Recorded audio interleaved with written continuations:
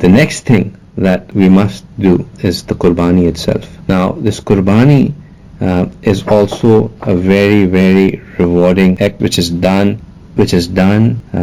as a means of expressing our submission to Allah subhanahu wa ta'ala, just as Sayyidina Ibrahim alayhi salam had done. And we spoke about that at length in the previous lecture, that how great it was when Ibrahim alayhi salam, what a great submission it was from Ibrahim alayhi salam and Ismail alayhi salam, when based on the dream that Ibrahim alayhi salam saw, they agreed that we will go ahead and sacrifice Ismail alayhi salam. Ismail alayhi salam fully submitted to it, Ibrahim alayhi salam fully submitted to it, and Allah subhanahu wa ta'ala replaced Ismail alayhi salam with a goat and with a sheep, and then we follow that sunnah from that point in time. So this is another important thing. Again, there is no logic to it. Logically it not makes any sense that why are we millions worth of animals and millions of animals in quantity get sacrificed on this one day.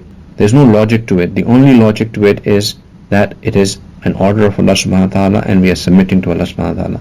And Qurbani is not even that you sacrifice and then use that meat. Qurbani is up to a point as soon as the throat is split. That is when your Qurbani is done.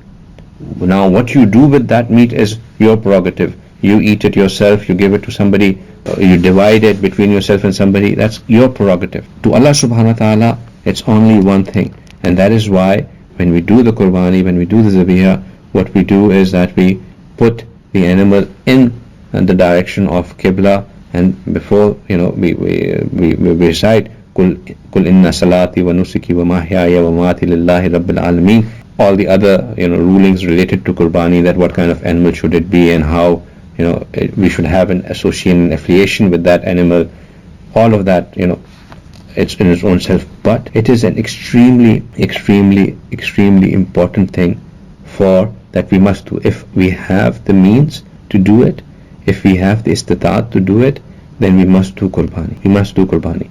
And if we can't do a goat ourselves, then at least put a share in the cow. But if we can't do even that, then that's also fine. We're not even obligated to do it.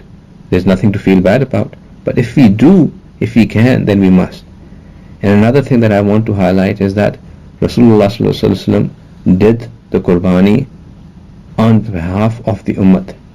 So we must also make an effort to do at least one Qurbani for Rasulullah sallallahu alaihi wasallam after doing our own Fard Qurbani. This is Nafil Qurbani, is after doing the Qurbani for ourselves. So we do fulfill our own obligation, and then if we can, Allah subhanahu wa ta'ala has given us that much, then at least do a Qurbani for Rasulullah sallallahu alaihi wasallam as well.